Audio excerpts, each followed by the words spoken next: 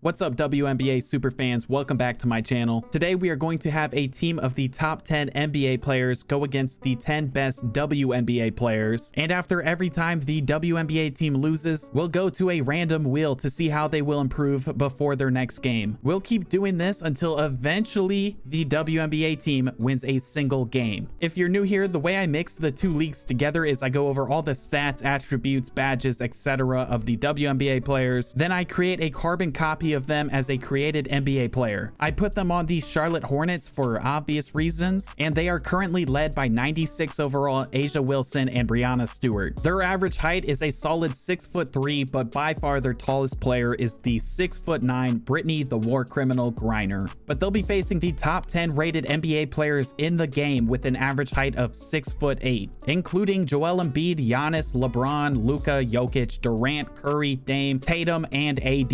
We'll surely be getting into the wheel a lot in this video, so let's get into our first game. Without any improvements to the WNBA team, this game went as expected. One team was able to dunk in traffic. The other team could barely touch the rim with a running start. The NBA's defense seemed to be on another level, possibly because they have a handful of 7-footers. The NBA team is so much taller right now that every shot they took registered as a wide open shot, while the WNBA team was having a hard time seeing the basket. The NBA won game 1 72-19. They led in every single stat besides time of possession, but thankfully it's time to go to the wheel. As you can see on the wheel, there are a ton of ways for this team to improve, like +10 mental to the whole category of attributes, or +15 3-pointer. Whatever it lands on will apply to another wheel where it has all the WNBA players, but if they're lucky, the improvement will be added to all of the WNBA players. But there's also some things on here that will slow them down, like pregnancy and lose BG to Russia, which will serve as a 1-game suspension. To be fair, they can also cancel a random NBA player, which will serve as a 1-game suspension for whichever guy misgendered one of their girlfriends. Things can become exciting in the WNBA by adding 25 attributes to their vertical or dunking ability, or better yet, they can grow 6 inches. Which is a lot if you ask me. The first upgrade for the ladies will be +50 standing dunk, and it will be going to their shortest player on the team, Kelsey Plum. So that was pretty useless, but I went ahead and applied it anyway. By the way, if things really start getting out of hand, which they will, I'll start giving them multiple upgrades between games, and if the upgrade can't be applied because they're already maxed out in a certain category, I'll just give them a redo. Surprise, surprise, home court advantage and a +50 dunk didn't make a huge difference in the next game. The men put up more than twice as many points as the ladies in game 2, winning 61-28. The wheel then gave them a pretty overpowered upgrade with +10 defense to every defensive attribute, and it hit the jackpot by landing on all players. So before their third game, the ladies are improving for a total of 500 defensive attributes, which includes defensive rebounding, interior and perimeter defense, blocking, and stealing. But it turns out size and offensive abilities still matter in today's game. The men more than doubled the women in points for the third time in a row, winning 56-26. Back at the wheel, we have our first setback for the ladies with a pregnancy or 1-game suspension, and it's going to the whole team. Every single one of them got knocked up. I guess that might happen when you actually have fans show up to 3 games in a row. That'll mean an automatic forfeit for the next game, which isn't an entire loss because that also means they get to go right back to the wheel before their 5th game. This one was so close to canceling a player, but instead it's +15 3-point shooting to one of their starting guards, Chelsea Gray. The 5th game was the closest one so far. They weren't doubled in points for the first time ever. They only lost by a more or less respectable 27. The wheel did them a solid on the next spin by giving them +10 offense, which might be the most overpowered upgrade on here since there are 18 different attributes to be improved. This would have been huge if it went to all players, but it's going to go to their worst player on the roster, Sabrina Ionescu or something. That just maxed out a ton of things for her, so she went from an 89 overall to a 93 overall. That also makes her the best guard on the team, so I went ahead and gave her the starting spot over Kelsey Plum. The girls were back at home and better than ever, but they went back to their old ways of putting half the points on the scoreboard compared to the men, and they lost 25-57. Once again, disappointing the several dozen fans that were forced to stay here until the very end. The wheel didn't help them out much this time. They got +15 3-point shooting to their tallest player on the team, Brittany Griner. Although 2K tends to overrate these ladies' ratings, possibly because no one over there has actually watched them play, or possibly because they have to give them minimal dunking and athletic abilities, so they overcompensate in other areas. Brittany Griner has made 6 3-pointers in 9 years of her WNBA career, but they gave her a 59 overall three-point shot. So now she's looking pretty dangerous from out there with a solid 74 overall three-pointer. The boys had a rough shooting night in this one, but they still won for the 7th time in a row. The ladies never held the lead at any point, but they only lost by 10, and for the first time yet, it was looking like a fair ball game. Right after Brittany Griner was blessed with a three-point shot, she got sent to Russia. That's a real bummer. But we care about her more than the troops in the Middle East, so she'll be back after serving a one-game suspension, and I decided to give them another spin on the wheel anyway. Of course, it landed on three-point shooting again, and once again, it's going to Brittany Griner. I'll still apply that to her character, but that won't matter until the next game. The WNBA did just have their closest game yet, only losing by 10 points, and they're back at home, so I was expecting another close battle, but I overestimated them. They got blown out 48-24. The wheel landed on plus 25 vertical, and that means we may be seeing the 30th dunk in WNBA history pretty soon. And even better, it's going to the entire team. I put Brittany Griner back on the squad, who has the lowest vertical on the team somehow with a 79, but there are now 3 WNBA players with the same vertical as Michael Jordan. Did that help them secure a victory in their 9th game against the NBA greats? No, they lost 18-49. This time they're getting plus 10 to all mental attributes, and it landed on one of their best players, Breanna Stewart. So now the WNBA team has 2 98 overall players and the best 2 players on either team by overall. Yet they still lost by 17. Not terrible, not great, but as to be expected at this point. They then got plus 50 standing dunk, which in hindsight, I should have just combined that with driving dunk. I really didn't think it would take so many games to get this done, but if they go on to lose this 10th game, I'm going to start giving them 2 upgrades per loss. It's going to Breanna Stewart, who is already an overpowered star player for them, but it still wasn't enough for the women. They lost their 10th game in a row, 41-34, but that is the first time they finished the game within single digits. They'll be getting 2 improvements at a time from now on, and they are first adding 30 pounds to Kelsey Plum. Hopefully they don't lose her for good because of that. They then got plus 25 vertical to Emma something, but we're going to redo that because she's one of the ladies with a maxed out vertical. They then get plus 15 three-point rating to one of their best players, Elena Deladon. That gives her Stephen Curry-like three-point shooting, and she moved up to a 93 overall. The guys started this game off on a 15-1 run. Afterwards, the ladies held their own, but they still lost by 10 points. These were the best spins yet for the Charlotte females. They got plus 10 defense added to their star player, Asia Wilson, and for the first time yet, someone is growing 6 inches and not via sex change. It almost went to all players, which would have been huge, but instead it's going to their shortest player on their team, Kelsey Plum, who will now be a 6'2" guard, which is unheard of in the WNBA, but that's just pretty standard, if not undersized in the NBA. The past couple of games have been close, so we might be getting our first victory soon, but not today. They're back at it again. The women lost 27-45. This time around, they got plus 10 defense to their starting guard, Chelsea Gray, and plus 6 inches once again, but to one of their tallest players on the team, Candace Parker. I didn't know getting taller could add to your overall in this game, but adding 6 inches to Candace Parker not only made her the tallest player on the team at 6'10", but she's now the 3rd best player for the women at 97 overall. Their 14th attempt was another ugly one. LeBron narrowly avoided catching a couple charges for putting his hands on this quote-unquote woman, but the only thing capable of canceling that man is the random wheel, which we'll have to get back to because the men won once again 50-30. Breanna Stewart already has a 93 vertical and 75 standing dunk, but she'll now be adding 10 athleticism to every attribute in the category. And for their second upgrade, Sabrina is adding 15 overalls to her three-point shooting, which makes her the 3rd WNBA player to be a perfect three-point shooter in the game. The women have had 17 significant improvements so far. They even broke one of Joel Embiid's ribs in the middle of this game, and they still lost their 15th game in a row, 35-51. If this is going to happen anytime soon, I really need to help them out. They'll now be receiving 3 spins between every loss. First up is 30 pounds to Chelsea Gray. Second is a huge addition to the team. They'll be receiving plus 10 defense to every single player. This has already happened before, so a ton of their stats on defense will now be maxed out. And for the 3rd spin, it gets even better. Every player will be adding 6 inches to their height. That might be the most valuable upgrade they can get. Hopefully, no longer will every shot be uncontested for the NBA players. They shouldn't be out rebounded on every possession anymore. And if we don't see a dunk in this one from a WNBA player, I say we send them all to a prison labor camp in the coldest region of Mother Russia. After all those upgrades, Candace Parker and Brittany Griner are 7-4 and 7-3, but they still have the physique of Victor Wembanyama. And in the 16th game, for the first time ever, the WNBA won the tip-off, so I knew the NBA was in trouble. Their growth spurt and their unprecedented unprecedented amount of steroids that they've been taking has finally paid off. Giannis no longer seemed like a Greek freak, but rather a normal Greek man. Layups started to seem like layups to these women.